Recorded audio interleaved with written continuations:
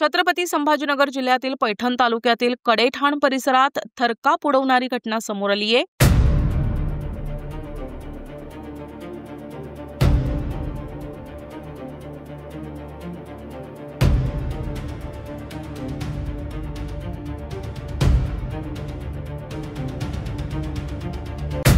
लेकानं स्वतःच्या पापाचा खून करून शव घरातच दफन केल्याची धक्कादायक बाब उघडकीस आली आहे।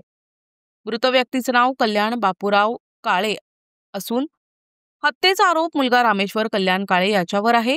तब्बल 10 दिवसांपूर्वी हत्या करून घरातच पुरलेले शव कुजण्यास सुरुवात झाल्यानं परिसरात दुर्गंधी पसरली आणि संशय वाढल्याने घटनेचा पर्दाफाश झाला।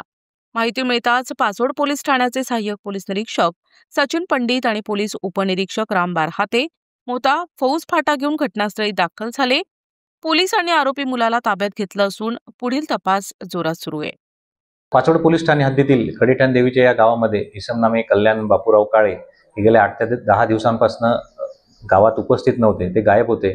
त्या अनुषंगाने गावामध्ये कल्याण बापूराव काळे यांचा त्यांच्याच मुलाने खून केला असण्याची चर्चा सुरू होती आणि त्यांचा मृतदेह घरातच पुरला असल्याबाबत गोपनीय माहिती मिळाली होती। त्या अनुषंगाने शनिवार दिनांक 22/11/2025 रोजी पाचोड पोलीस ठाण्याची टीम आम्ही सदर कल्याण बापूराव काळे यांचे राहते घरी घटनास्थळी जाऊन पाहणी केली असता त्यांनी तिथे प्रेत पुरले असल्याबाबत खात्री झाल्यानंतर त्या अनुषंगाने आम्ही कार्यकारी दंडाधिकारी तथा तहसीलदार पैठण यांना पत्र देऊन आणि त्यांच्या उपस्थितीत सदर प्रेत उकरून काढून आणि त्या प्रेतावर पुढील कायदेशीर प्रक्रिया करून मयत यांचा मुलगा नामे राम कल्याण काळे याकडे सदर अनुषंगाने चौकशी केली असता तो उडवाउडीची उत्तरे देऊ लागले। तेव्हा त्याच विश्वासात घेऊन चौकशी केली असता त्याने वडील कल्याण काळे यांचा दिनांक 16/11/25 रोजी वडील दारू पिऊन आल्यामुळे घरात संध्याकाळी भांडण करू लागले। त्यामुळे रागाच्या भरात त्यांच्या भांडणामध्ये डोक्यात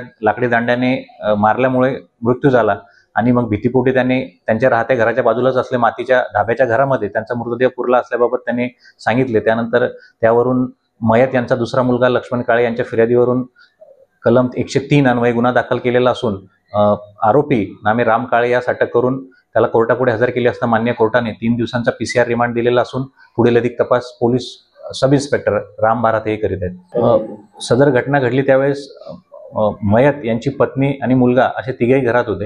यांचे भांडणं चालू झाल्यानंतर त्यांची आई ही भांडणं बघून आणि घाबरून बाहेर जाऊन बाजूच्या शेजारच्यांकडे जाऊन थांबली होती आणि त्यांच्या भांडणामध्ये नंतर मयत मुलगा राम काळे यांनी वडिलांच्या डोक्यात दांडा मारल्यानंतर मृत्यू झाल्यानंतर घाबरून तो मृतदेह त्यांनी त्यांच्या घरात पुरून ठेवला होता।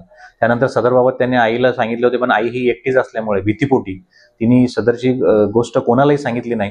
पण त्यानंतर जेव्हा घरातून दुर्गंधी येऊ लागल्याने आणि याचा एक माहिती मिळेल या भीतीने तिने तिच्या दीराला ही माहिती दिली आणि त्यानंतर गावात चर्चा झाल्यानंतर सदर ही खुनाची घटना उघडकीस आली आहे। NTV news Marathi, Chhatrapati Sambhajinagar.